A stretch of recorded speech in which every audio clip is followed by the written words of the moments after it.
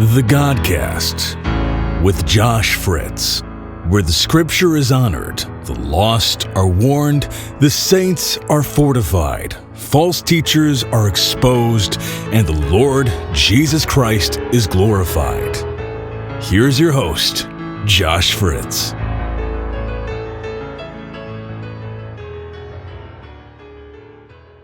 Verses 17 and 18 is the matter of honoring elders. The matter of honoring elders. And I want to say at this juncture, please, a bit of a disclaimer. I feel a little bit awkward up here telling you that you need to honor elders, of which I am one. Obviously, I could be accused of a conflict of interest. And I could also be accused of having a self-serving motive. And I could frankly be accused of trying to get myself a raise, because I am going to talk about paying the preacher in a little while.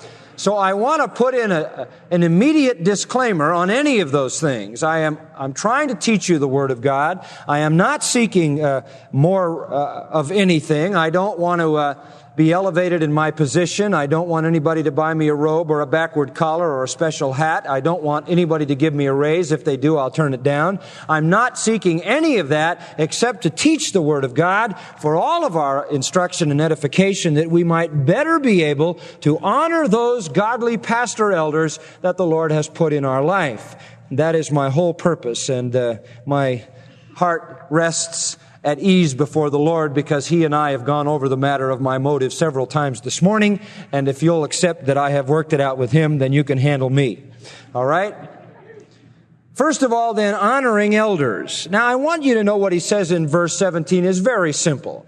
Let the elders that rule excellently be considered worthy of double honor, especially the ones who work hard in preaching and teaching. That's a rather literal translation. The key word here is the word honor. You might just sort of mark that in your mind or in your text. That's what he's really saying. This verse calls for honor to be given to pastor elders in the church. Those who serve the church, leading the church, as it were, fathering the church by way of example and leadership, feeding and teaching in the church, are to be given honor. This is not a new concept in the Scripture. It has appeared in other places.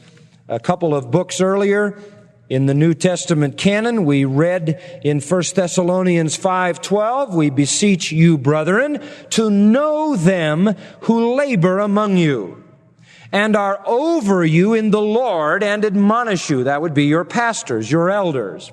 "And to esteem them very highly in love for their works' sake."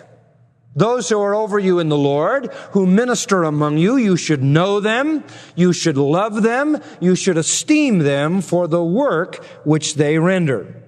In Hebrews chapter 13, Verse 7, it says, "Those who have the rule over you, who have spoken to you the word of God, you follow their faith." And then in verse 17, it says, "Obey them, submit yourselves to them, for they watch for your souls as they that must give account, that they may do it with joy and not with grief, for that's unprofitable for you." Love them, esteem them, know them, remember their life, follow their pattern, obey them, submit to them, and do it all with joy so that they may have joy. If they don't, then their ministry will be unprofitable for you. So the New Testament has enjoined us on several occasions to give proper honor and proper respect to those that are over us in the Lord. And there are other passages with which we will intersect in our discussion this morning also.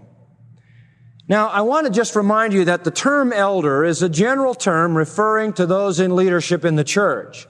They can be called shepherd, pastor, same word. They can be called overseer, as in chapter 3, verse 1, they are referred to, or elder. The term pastor refers primarily to the shepherding function. The term overseer to the authority and the leadership responsibility, and the term elder has to do with their role in maturity as a father or as the senior member of the congregation. Senior members, I should say, since there are many. There's no such thing, by the way, as a senior pastor. There's no such thing as a senior pastor and his staff. There is simply a plurality of godly elders, and in that shared leadership there may be varying responsibilities, but there's no hierarchy or pecking order taught in the New Testament. So the pastor, overseer, elder, as we know, is the same person, one and the same. One emphasizes the feeding responsibility, one emphasizes the leading responsibility, one emphasizes the maturity of his position and leadership. Now, we assume that these elders who are to receive honor are qualified. We don't have to go through that. We're basing that on chapter 3. If an elder is tested against the principles of chapter 3 and is qualified and therefore continues to be an elder, he is to be honored. He is a man, obviously, based upon his qualifications, who is blameless, who is a one-woman man, who is temperate, who has his priorities in order, who is good in his behavior, who is committed to the love of strangers, who is skilled in teaching, not given to wine, not a violent man. He's patient. He's not a striker or fighter. He's not covetous. He rules well his own house, has his children in subjection with seriousness. He's not a novice. He has a good reputation among outsiders. It's that kind of man who, qualifying to be an elder, is worthy of honor. So we're assuming then elder here, or elders as it's always in the plural, except when Peter refers to himself as an elder and when John twice refers to himself as an elder. Every other time it's a plurality, because the assumption is the church will be led by a plurality of godly elders. So we see then here that when it says, let the elders that rule well be counted worthy of double honor, it means elders who are qualified. If a man is qualified to be an elder, he is qualified then to receive honor.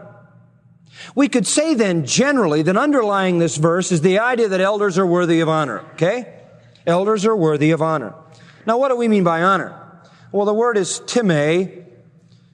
Basically it means respect or regard. It's so used in chapter 6, verse 1. Let as many servants as are under the yoke count their own masters worthy of all honor. That doesn't mean a servant's supposed to pay his master. It means he's supposed to give him respect. So the word time can relate to respect or regard. But also it can relate to remuneration, that is, money. Back in chapter 5, we used it that way in verse 3, as Paul had that in mind. Honor widows that are really widows. And what we saw there, inherent in the word honor, is the idea of financial support.